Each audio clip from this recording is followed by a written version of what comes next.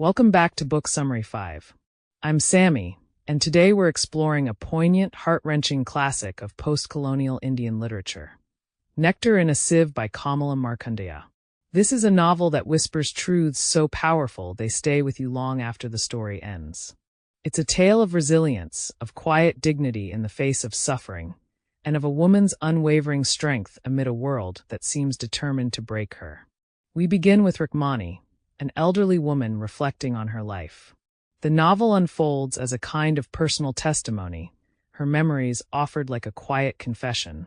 Her story begins when she is just 12 years old, married off to Nathan, a tenant farmer, in a small rural village in India.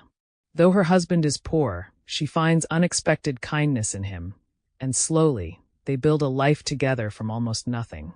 Their love is simple, built on shared hardships and mutual respect.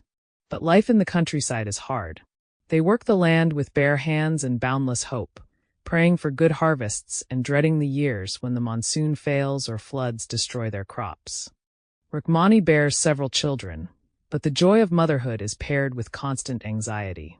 Feeding mouths, treating sickness, keeping faith in the face of hunger, these become the rhythms of her life. There's no room for rest, only endurance. As time passes, the world around Rukmani changes. A tannery is built near their village, bringing with it the promise of employment but also disruption. The factory marks a turning point in the novel. It symbolizes modernity, industrialization, and the invasion of a way of life that had been slow, if often cruel.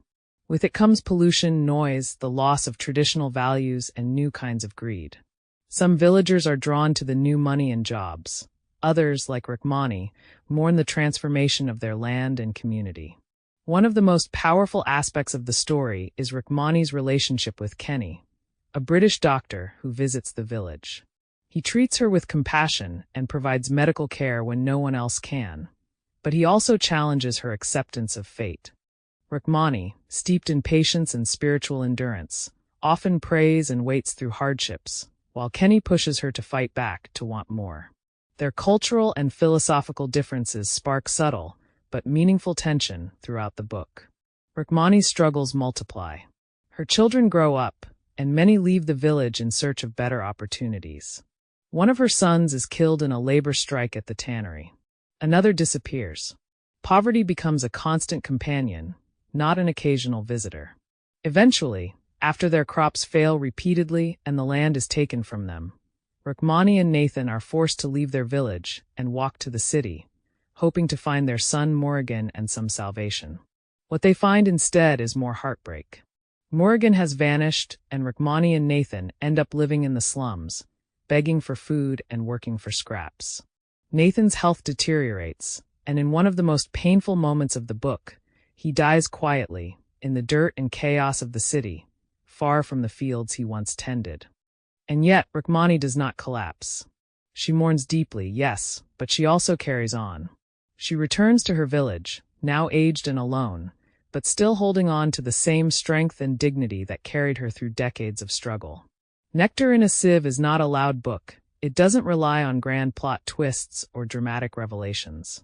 Its power comes from its quiet intimacy, from Rukmani's voice that speaks with clarity and grace, even when narrating the darkest moments. The novel asks us to consider what it means to survive, not just physically, but emotionally and spiritually. It shows us that love can exist in poverty, that dignity can persist amid despair, and that hope, fragile though it may be, is sometimes the only inheritance we have.